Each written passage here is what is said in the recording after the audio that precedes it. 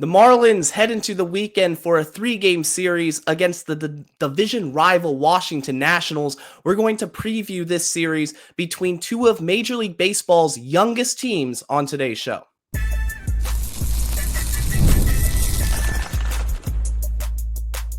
You are Locked On Marlins, your daily podcast on the Miami Marlins. Part of the Locked On Podcast Network, your team every day. Welcome into Locked On Marlins. I'm your host, Jeremiah Geiger. Go hit me up on X at Jeremiah Geiger2. And thank you for making Locked On Marlins your first listen of the day. It's part of the Locked On Podcast Network, which is your team every day. Don't forget to subscribe, leave a like, leave a comment, and share the podcast with your friends. And on today's show, we're going to break down the series with the Washington Nationals this weekend, talk about the potential salary cap implemented in Major League Baseball in the future, and open up the mailbag. But before all that, I want to welcome Alan Settle into the booth. It is a pleasure to have you on the show, my friend. How are you doing? Doing super well. Super excited to be here to talk Marlins. Yeah, it's great to have you on, and we're going to get things started right here by taking a look quickly at the season that the Marlins have had so far. I got to say, at 6-6, they're staying afloat. They got their head above water. I'm happy with what the Marlins are doing. And it takes us into this weekend. They're off on Thursday, but it's a 3-game series, Alan, against the Washington Nationals. The Marlins have a potential to really make some noise, at least this weekend in the division. Absolutely. I could not agree more with the fast start. I can't remember when it took us to get 6 wins last year, but you brace yourself as a fan knowing it's a rebuild. But the hot start has been so much fun, so much energy around the team right now. Super, super excited as we head into this thing with Washington. And for the record, I think it was 24 games it took the Marlins to reach 6 wins. So they're well ahead of that mark this season. It's kind of a very similar rebuilding effort that the Washington Nationals have been doing up until this point. The last few years, they've been under 500. I pulled up their record. Ever since the World Series, they haven't had a winning season. They've undergone a 100-loss season too, and back-to-back 91-loss seasons in 23 and 24. They're still figuring things out. And you look at the overall age, the average age of their players, it's right up there with the Marlins in terms of embracing the youth movement. So this really is a good opportunity for the young guys on both sides to play and compete and see who comes on top. Absolutely. The biggest thing I think of when I think of the Washington Nationals and their rebuild, when you look at the field, they've got a couple of superstar young guys. And so when you look at James Wood, when you look at Dylan Cruz, Miami is lacking that blue chip, top caliber kind of prospect right now. Hopefully that's coming in the minor leagues at some point, but it feels like the Nationals are just a step ahead of where Miami is in the process right now. But this Marlin team has got some fight in them. And so hopefully they'll make for a fun series. That's a great point, Alan. They have these guys who, like James Wood. James Wood is a stud. He's becoming a overall consensus player to compete for all-star selections down the road. And then Dylan Cruz is somebody who has all the potential in the world. He's just struggling to put it all together. I think the Marlins, like you said, are still trying to get that blue chip prospect. They have them in the minor leagues, though. I see somebody like Agustin Ramirez, and I think he could play every day right now and make an impact and maybe be our version of James Wood in terms of he just smokes the ball every time he's at the plate. No, absolutely. It's almost hard to believe that he was the main prospect back in the Jazz Chisholm trade a little while ago. And so he's the guy that's probably number one on my list of this is a building block worth orienting the future around. When you look at the Nationals and you see that clear path toward, if these couple of guys can be good, then there's a strong future here. I'm excited for the Marlins to get to that point where that's on the field, it's playing every day, it's developing, and we'll kind of live or die by how those guys develop and do. Establishing the core for the Marlins is the key this season. You got to figure out who is here for the long run. And I think early on, you're seeing a couple guys in particular, even dating back to last season, that have shown the ability to compete and compete at a high level. I think Otto Lopez has been a great find. I think on the pitching staff, I mean, in my last episode, I talked about Max Meyer. I cannot sing his praises high enough, just how his development has taken a positive turn. I don't think he's going to pitch this series. He might, maybe in the Sunday game. But if you look at this Marlins core competing against the big guys in the division, the Mets, the Braves, who's going to be here in the long run that's currently on the roster right now, you think? Yeah, that's a great question. I play a game in my head all the time of if I was going to invest in a Marlins jersey, which name would I want on the back to make sure it's there Right. for the long haul. Man, Max Meyer feels like he's got some staying power. The leap that he's made so far this season, I think that Mets lineup is really strong top to bottom. And for him to no-hit them through the first, well into the second portion of the game was super impressive. I think he's got some staying power. Obviously, Xavier Edwards, not sure positionally where he fits, but Right. feel certain that he'll be on the team in some capacity moving forward. He's been hurt this season, but Connor Norby is one that I really think has some long-term potential to bloom into a franchise caliber player. The combo of speed and power and all of that, I think, can come together in a way that I'm really excited about for the future. I agree. I mean, I cannot wait to see Norby come back, and I wish he was here for this series because Norby to me is the poster boy for Miami's, potential franchise cornerstone player. Like the Nationals are advertising with James Wood and Dylan Cruz. Maybe Norby doesn't have the ceiling that Wood does or the pedigree of a prospect that Dylan Cruz was, but Norby, he's a very confident player. He's a very talented player. And like you said, the speed and power combination, the Marlins love that. They want to find guys who are smart on the base paths and who offer that power as well. Norby has the potential for 20, 25 home runs. He's publicly said, hey, I want 30 home runs. I can't wait to see him get back. I wish he was here for this series. Yeah, absolutely. You hit on a really good point there, too. It's been surprising the speed and athleticism component to this team. They're young, and so you figure it carries part of that with it. But during the rebuild so far, they've brought in so many names like Agustin Ramirez. They've brought in Davison De Los Santos, so many of these power hitters. Matt Mervis is another one. And so it seemed like Peter Bendix had a type that he was trying to build the team around. And so I had pictures of massive power production and all of that. But the speed has been the most impressive part of the team so far in the early run. Speed defensively, speed on the base paths. It's been so much fun to watch some of these younger kids running around and really getting the job done in a way that's electric. I wanted to circle back and talk a little bit more about Xavier Edwards before the next segment because he is one of the players on the Marlins that takes advantage of his speed. He's a very smart base runner. He's going to steal a ton of bases if he draws his walks and gets his singles, which is the offensive profile he has. But defensively, the Marlins are insistent on keeping him at shortstop, at least for now. I mean, we saw when he came up last year that he was playing shortstop in the majority of the season. And this season, he opened as the opening day shortstop as well.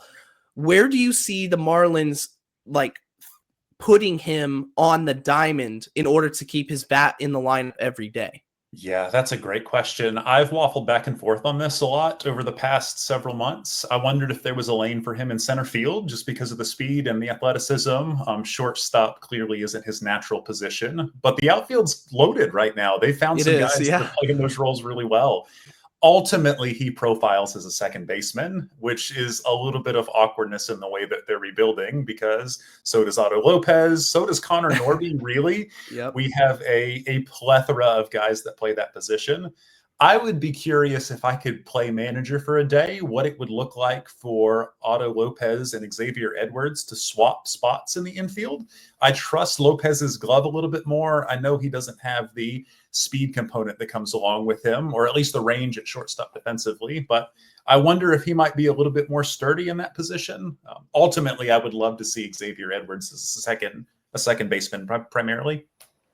Yeah, I would agree with that because Lopez is such a great defender at second base that his range will naturally translate more to shortstop than Xavier Edwards has right now. So I don't know, the organization knows more than I do, but it feels like at least give it a shot, because Lopez is a stronger defender in every sense of the name. But it's going to be interesting. We saw in the last game of the Mets series Sanoha got a start at shortstop Mm-hmm. and Edwards was the designated hitter. I don't expect that to be a trend moving forward, but something to keep on tabs with as they experiment moving forward. Coming up next, though, I'm going to dive into the salary cap. We're going to talk about a potential salary cap and salary floor for Major League Baseball, give our opinions on that, and if it would be good or bad for the Marlins. That's going to come up right after this. Our friends from Supply House. Supply House says, get the supplies you need from the site made for the skilled trades, Supply House. Whether you're in plumbing, HVAC, or electrical work, Supply House is the reliable way to order products online. Their easy-to-use website is packed with helpful resources and the latest product info to help you get the job done right.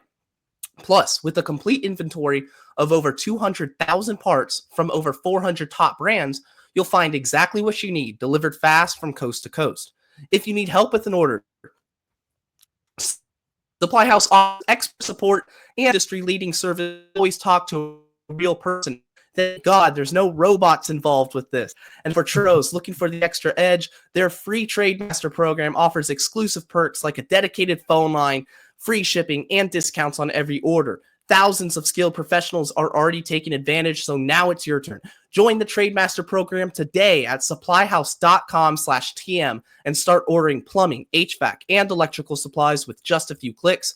Use promo code SH5 for 5% off your first order. That's supplyhouse.com. Back here on Locked on Marlins with Alan Settle, the contributing writer for Marlin Maniac, the fan-sided site right over there. So go on and check his work out over there. And if you're an everyday listener of Locked on Marlins, that means you love the Marlins. So go read some cool articles over there.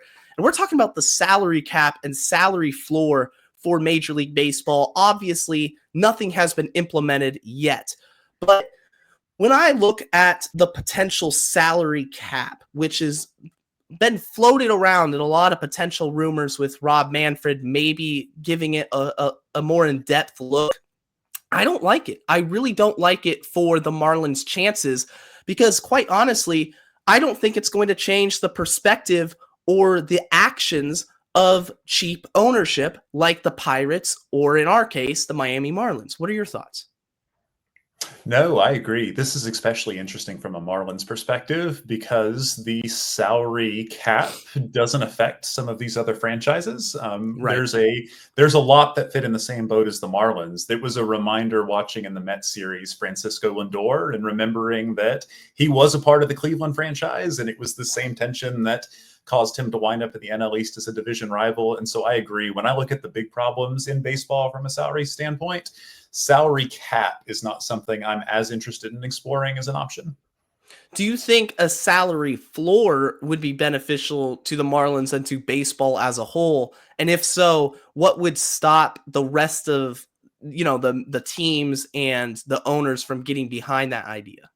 Yeah, I am super fascinated with that as an option, a salary floor, especially from a Marlins perspective. I think that solves a lot of the tensions and the issues around our franchise. But even league-wide, you look around and there's such a disparity in spending. You've got these teams like the Dodgers and the Mets that almost feel like they've got unlimited resources at their disposal.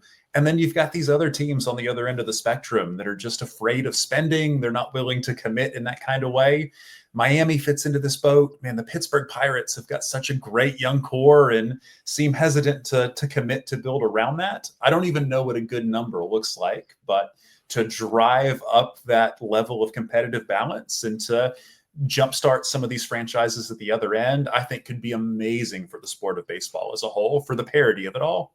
Right, because to mention the Pirates and go back to that, I think of a pitcher like Paul Skeens, who is a generational talent. There's not a lot of pitchers coming out of high school or college that's ever going to have the potential like Paul Skeens. And the Pirates were lucky enough to get him in the draft lottery. Obviously, they take him first overall. It was a no-brainer, slam dunk pick. And now he's in your rotation. He's your ace. Arguably the best pitcher in all of baseball. There should be absolutely no debate for Pirate ownership to push all their chips on the table and say, this is our guy. We want him to be the face of this franchise. And if they don't, it's a shame, because it's a shame to the fans. It's a shame to the sport, because essentially you're borrowing him for 4 or 5 years. And then when he really hits his prime and he's like 28, 29, he goes off to one of those big market teams like the Mets, like the Dodgers. And sadly, as Marlins fans, we've seen that way too often. JT Realmuto, Christian Yelich, those players could have been legacy Marlins for life. And instead, we don't have that Marlin for life that we can look back on. All respect to Jeff Conine, Mr. Marlin, but he's not on the same level as some of these players that have come through Miami and gone on to other teams. No, absolutely. It's exciting in a way, but also discouraging in another. When you look around the league, the Marlins haven't had a developmental problem, especially with their pitching. Yeah. Even some of the options like Pablo Lopez in Minnesota or Zach Gallen in Arizona, there are so many stud former Marlins that you see thriving in the next part of their careers. And to create an ecosystem where some of that can be more likely to remain at home, I think would be a huge boost for fans across the sport. The one thing I worry about is ownership, at least the current owner for the Marlins, Bruce Sherman. If a salary floor was implemented, and I don't know what the numbers would be, I don't know what a reasonable number financially would be for a salary floor, is maybe like 110 million, 120 million. That sounds about reasonable to expect, but Sherman would be the owner that meets that threshold and doesn't go above it. So it really wouldn't change anything when teams are still going to spend in excess of that number and way above that number, to put it like that. Yeah, it's such a shame. I absolutely agree with Sherman, and I know that there would be others in the league that would agree. I know the plot that we have as Marlins fans. I know that we're not ever in the market for the Juan Sotos or the Shohei Otanis of the world, but if there's a more middle-tier free agent, I look at Jack Flaherty this offseason. He signed a super reasonable contract, shorter term, and that would have been so encouraging for some of these teams like the Pirates or the Marlins to have been able to seriously make a play at that kind of player. In a perfect world, the system could exist where the floor could be raised up. And if owners aren't willing to spend, I know that there are people with the resources that would be more than happy to make the investment to take over the franchise. I know that is wishful daydreaming as a Marlins fan, but ideally that's how it would look. It's like I put this tweet out there a couple weeks ago. I said, if I was a billionaire, the first thing I do was buy the Marlins, and everyone was liking the tweet. And then people were saying, oh, you'd lose all your money. I'm like, I'd pay out of pocket. I don't care. I want to see this team win, Yeah. But no, to look at the Marlins from a financial perspective, they're not going to spend that money on marquee free agents. But what they can do, as we wrap up this salary conversation, is extend young talent. Yeah. I'm a big proponent of that. We see teams do this, like the Kansas City Royals, the San Diego Padres locking up Jackson Merrill, or even the Boston Red Sox, who just signed Christian Campbell to, I believe, an 8-year deal just 2 weeks after he made his debut. The Marlins can do that with some of their talent. They can do that with a Connor Norby or a Yuri Perez. And I really hope Bruce Sherman takes that step in order to gain trust with the fan base and put some money where his mouth is. That's a great, and you just mentioned the name that's worth every bit of that. I know he's recovering from injury, but Yuri Perez is worth committing to long-term. I would sign that contract immediately. His ace level stuff, generational level talent. I in my head get fooled into thinking that we've got to wait for that blue chip prospect to come along. I forget about Yuri sometimes because he's recovering, but sign me up for that for a decade in South Beach.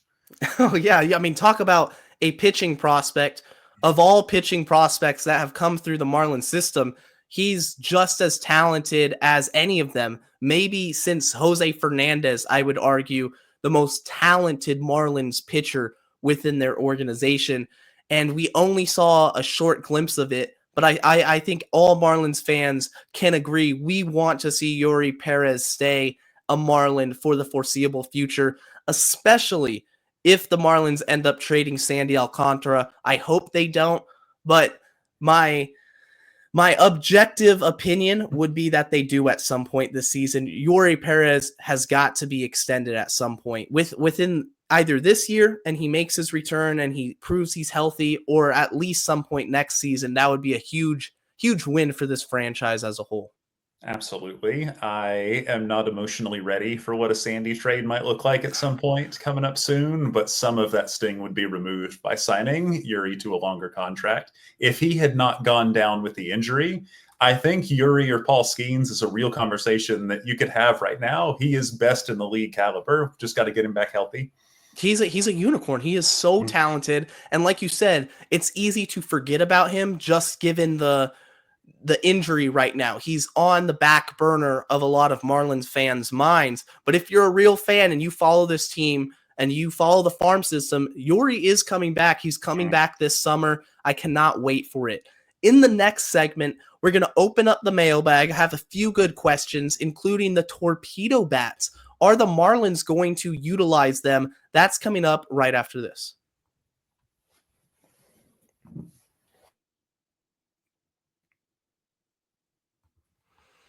If you're an everyday listener, of course, I do appreciate you, as always, being a part of the Locked On Marlins crew. If this is your first time, make sure you hit subscribe. Subscribe to the YouTube channel, leave a like, leave a comment, do all that good stuff, and leave us some mailbag questions, because every Friday I do my best to answer your questions. I shout you out by name, and we're going to get right into it.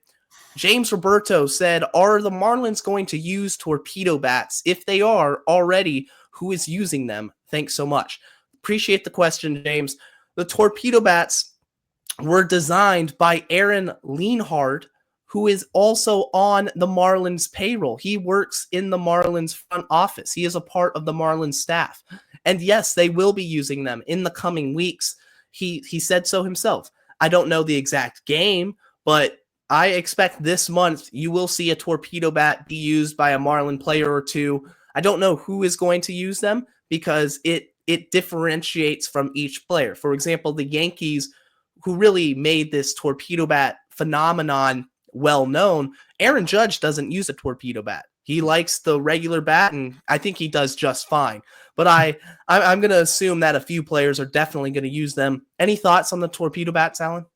Yeah, I actually wrote about this at Marlin Maniac a couple of days ago. The fact that we have the guy that created these in the system is super encouraging to me. Bendix has talked so much about being outside the box in their thinking, being analytics driven, trying to value baseball smarts even over on field sometimes. But the fact that they had the foresight to have this person, Aaron Leinhart, on the team before all of the story blows up. If anyone is positioned to take advantage of these things, it's the creator of them. And he's here in the organization, which is awesome.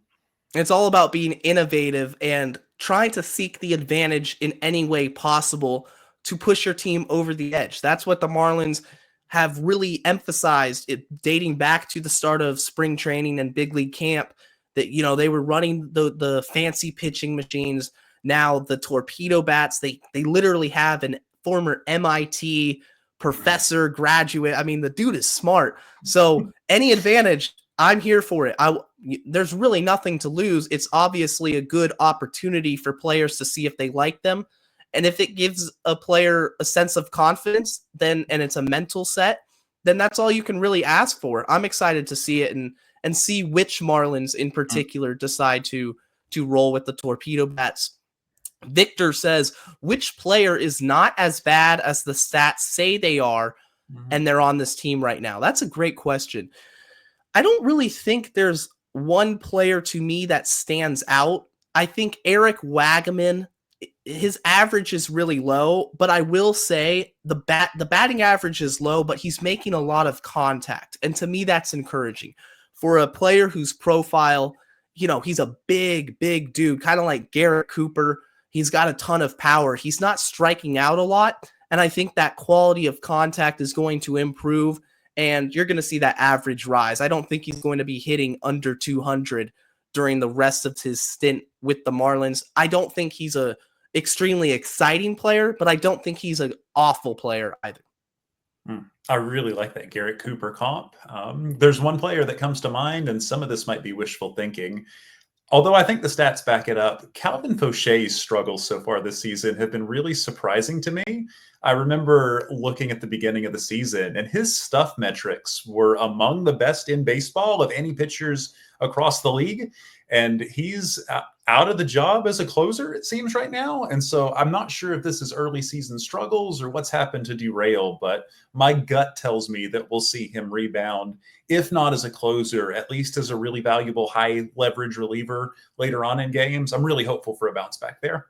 Absolutely. That's a great mention. I was really high on Calvin Faucher. In fact, when I first started recording the show, right around spring training, I said Faucher has the potential to be an all-star closer. That's how much I believed in him. The stuff is so good, and we just haven't seen the results pan out yet. But I like that. I like that right there. I'm hoping that Clayton McCullough regains some trust in him to give him the 8th or even 9th inning if he doesn't want to roll with Bender, who I still think should be the closer. But I think it should be Faucher and Bender in the 8th and 9th. They're kind of operating in a non-traditional way of doing things in the bullpen, which I don't really like, but we'll see what happens moving forward. Adam says, when can we go back and say our starter is killing it today and just let him stay in instead of taking him out because we're going through the lineup a third time? That is something that I've had an issue with as well. Starters not going deep into games. They go through the 5th inning, and then that's it. The pitch count is at 75. It could be at 66, like we saw with Cal Quantrill. It doesn't matter. McCullough pulls them. I will say that Max Meyer, in his last start against the Mets, was pitching very well and pitched into the 7th inning. So hopefully that means that Clayton McCullough is going to let his starters go, especially Meyer and Sandy Alcantara, when they're dealing. I see no reason to not let someone pitch when they're pitching really well. It just let them keep going, you know? It's so frustrating. No, I totally agree. And part of it's rookie manager, and I understand that there's a feeling out process. And you said at the top of the show, it's a rebuild year. It's about figuring out what talent you have. And I can understand not wanting to overtax the arms, but if that doesn't progress at some point, it's going to drive a guy like Sandy crazy to not be able to go deep into games. That's one of his most valuable skill sets, is the fact that he's such a workhorse and innings eater. And so I'm super curious to see how that shakes out rest of the season. One of the examples I always go back to in my mind when I think about the analytics saying take a starter out around the 3rd time of the order is in the World Series in 2020, when Blake Snell is dominating the Dodgers lineup and Kevin Cash pulls him out in the 5th inning, I believe, and they end up losing the game and losing the series. Yeah. To me, that is just an instance, and I'm not anti-analytics, but that's an instance where you trust your gut and you trust your pitcher. If you see your guy, your workhorse, and the attitude he has on the mound and the execution in which he is operating, you leave him in there. And you ride or die with your pitchers. I truly believe the Marlins have 2 or potentially 3 pitchers who are like that. Sandy Alcantara, Max Meyer is quickly becoming like that, and Ryan Weathers, because when Ryan Weathers goes back, I think he has a ceiling just as high as Max Meyer, if not higher. I think he can be an all-star at his best. Those 3 pitchers, I have no problem with putting your trust and your faith in them to go get the job done in the 6th inning, in the 7th inning even.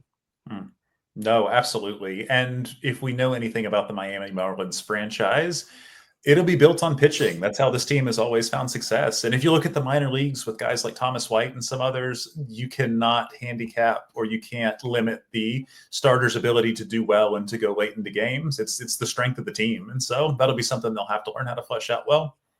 Absolutely. And the last question for us is, what is the ceiling in Otto's bat? That's from Sportsman. The ceiling for Otto Lopez offensively, it's a pretty high floor. I think you're going to see a player who's going to consistently maintain a good average. Last year, he hit 270, had a really hot start to this season. The ceiling, to me, I wonder about the power. I think if everything goes well, Otto Lopez could hit north of 10 homers. He already has 2. I think you could see him between 10 to 15 home runs. That's about the ceiling I expect. And then average, it really just depends. He's consistently been a very good, contact hitter in the minor leagues. So I would say about 280, 290 hitter, 15 bombs. I would be ecstatic with that performance. I think that solidifies him in the top 10, pushing top 5 second baseman given the defense in all of Major League Baseball. Yeah, absolutely. That and the speed component Yep. combined. Otto Lopez will be one of those guys that flies under the radar a little bit. He'll never be a starter on your fantasy team. Like he is very much a real life stud. But the whole package of everything that he brings together, I'm super excited for what he'll bring in the future. And the fact the Marlins have been able to identify guys like that, kind of fringe talents to bring in and that are finding success, does give me hope for the future as they continue to rebuild the thing. Definitely one of the best finds so far of Peter Bendix's tenure as the president of baseball operations. Really excited to see him play pretty much every day moving forward. And I'm really excited. I have to say this before we close out the show. I'm excited for the young guys, man. We talk about Davison De Los Santos, Augustin Ramirez. I think this Marlins team is not only going to be more exciting to watch, but they're going to be better when this young talent makes their way to Miami and Lone Depot Park. Absolutely. Future's bright. Super excited to see what happens in 2025 and beyond. Well, Alan, I want to thank you for coming on the show today. It was an absolute blast talking some Marlins baseball with you. Absolutely. Let's go fish. Thank you so much, Jeremiah. Of course. And with that, guys, stay safe, stay locked on, and let's go fish.